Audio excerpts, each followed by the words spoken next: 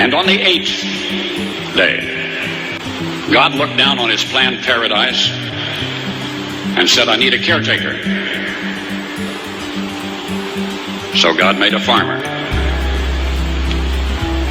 God said, I need somebody willing to get up before dawn, milk cows, work all day in the fields, milk cows again, eat supper, then go to town and stay past midnight at a meeting of the school board. So God made a farmer. I need somebody with arms strong enough to wrestle a calf and yet gentle enough to deliver his own grandchild. Somebody to call hogs, tame cantankerous machinery, come home hungry, have to wait lunch until his wife's done feeding visiting ladies, then tell the ladies to be sure and come back real soon, and mean it. So God made a farmer. God said, I need somebody willing to sit up all night with a newborn colt and watch it die, and dry his eyes and say, maybe next year. I need somebody who can shape an axe handle from a persimmon sprout, shoe a horse with a hunk of car tire, who can make harness out of hay, wire, feed sacks, and shoe scraps, who planting time and harvest season will finish his 40-hour week by Tuesday noon, and then painin' from tractor back put in another 72 hours. So God made a farmer. God had to have somebody willing to ride the ruts at double speed to get the hay in ahead of the rain clouds and yet stop in midfield and race to help when he sees the first smoke from a neighbor's place. So God made a farmer. God said, I need somebody strong enough to clear trees and heave bales, yet gentle enough to yean lambs and wean pigs and tend the pink-combed pullets, who will stop his mower for an hour to splint the broken leg of a meadowlark. It had to be somebody who'd plow deep and straight and not cut corners. Somebody to seed, weed, feed, breed, and rake and disc and plow and plant and tie the fleece and strain the milk and replenish the self-feeder and finish a hard week's work with a 5-mile drive to church. Somebody who'd bail a family together with the soft, strong bonds of sharing, who would laugh and then sigh and then reply with smiling eyes when his son says that he wants to spend his life doing what Dad does. So God made a farmer.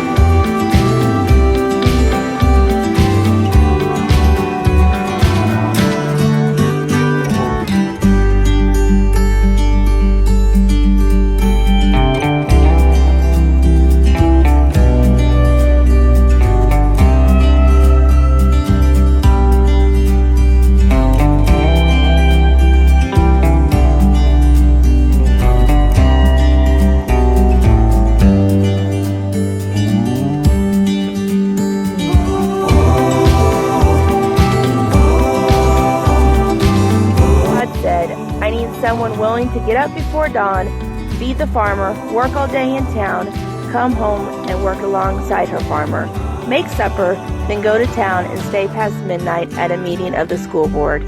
So God made a farmer's wife. I need someone with arms strong enough to keep up with the farmer, yet gentle enough to cuddle a newborn baby.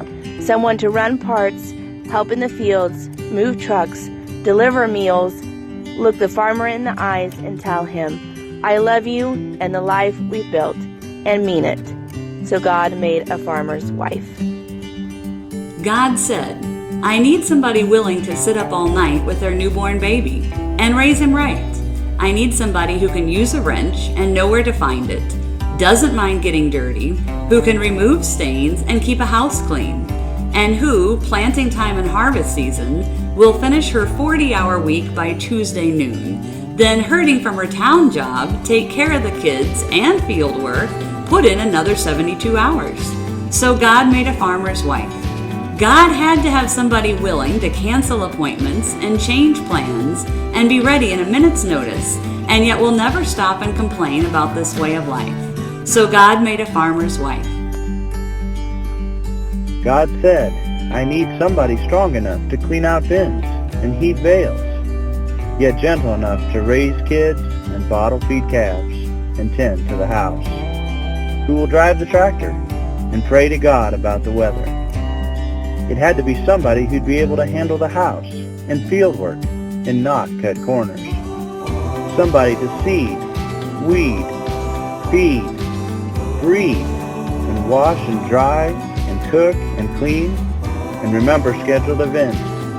Remember to feed the farmer and stock the cupboards, and finish a hard week's work with a 5-mile drive to church. Somebody who'd bail a family together with the soft, strong bonds of sharing, who would laugh and then sigh, and then reply with smiling eyes when her daughter says she wants to spend her life doing what Mom does. So God made a farmer's wife.